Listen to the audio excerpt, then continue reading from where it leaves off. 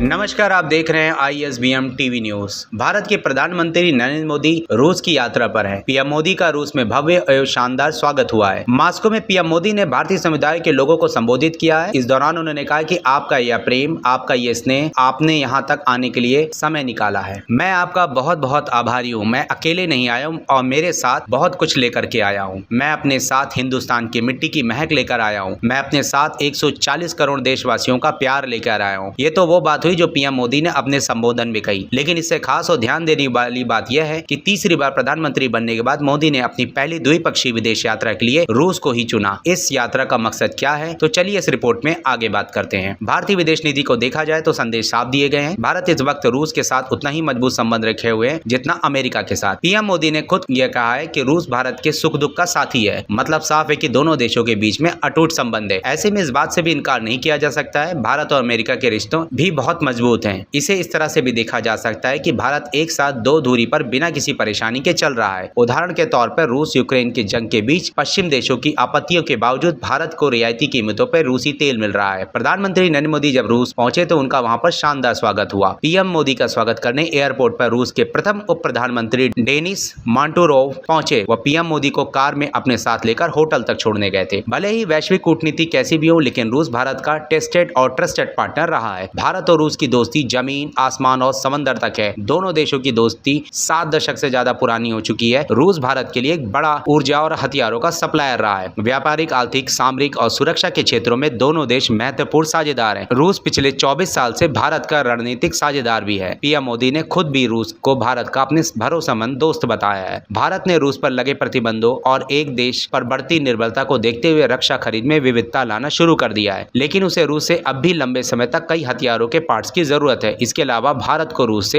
S-400 वायु रक्षा प्रणालियों की 2 स्क्वाड्रन भी मिलने हैं। उम्मीद है हमारे द्वारा दी गई जानकारी से आप संतुष्ट होंगे और अधिक जानकारी के लिए देखते रहिए ISBM टीवी न्यूज। साथ ही हमारे YouTube चैनल को लाइक और सब्सक्राइब जरूर करें तथा बेल आइकन को भी जरूर प्रेस करें ताकि हमारी वीडियो की नोटिफिकेशन सबसे पहले आप तक पहुंचती रहे। धन्यवाद।